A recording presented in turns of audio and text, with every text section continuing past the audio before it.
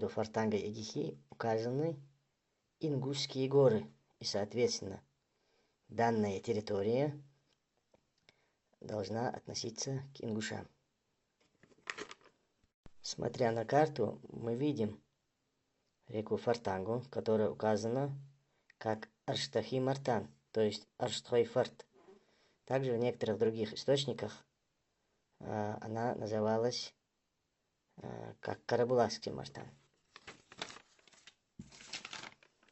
Также здесь неподалеку по карте мы видим реку Гихи.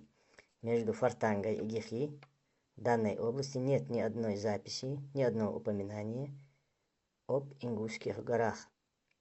Справа от Фортанги по реке Аси у нас указаны галашевские селения, укрепления Галай, а также алкунские селения. Наверху истоков Фортанги, Гихи, отдельно указаны Мериджи и Ялхар.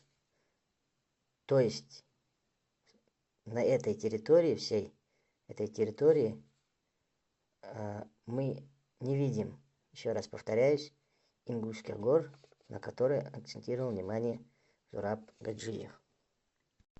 Второе обстоятельство, на которое Зураб Гаджиев акцентирует свое внимание, утверждая, что на этой карте также указано отдельное наибство, называемое ингушским, куда входят карабулаки, мериджинцы, галгай, ингуши, тоже не находит свое подтверждение.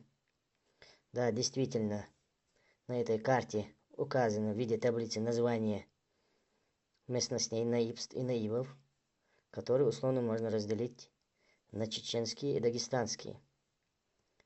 Отдельные наибства, указанные как ингушские, в этой таблице не перечисляются. Соответственно, есть в этой таблице гихинское наибство, в которое в то время входили в том числе карабулаки и галашевцы. То, что я выше перечислил, это был результат визуального изучения данной карты.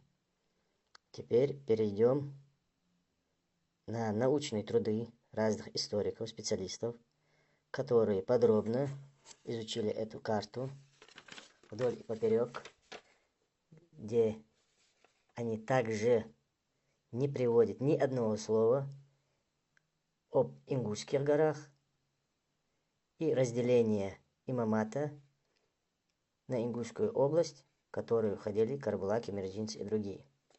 Теперь перечислим данные труды специалистов и конкретно отметим один научный труд от 2013 года.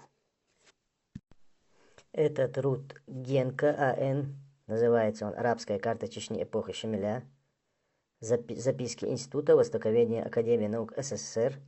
Издательство Академия наук СССР, 1933 год, том 2, выпуск 3. Второй труд – это «Движение горцев Северного Кавказа 20-50-х годов XIX века. Город Махачкала.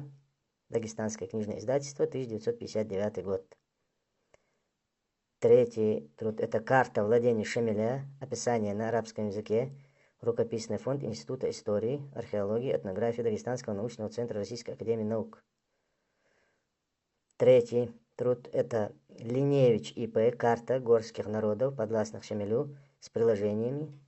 Сборник сведений о кавказских горцах», выпуск 6, Тифлис, 1872 год, часть 1, отделение 2, страница 1-4.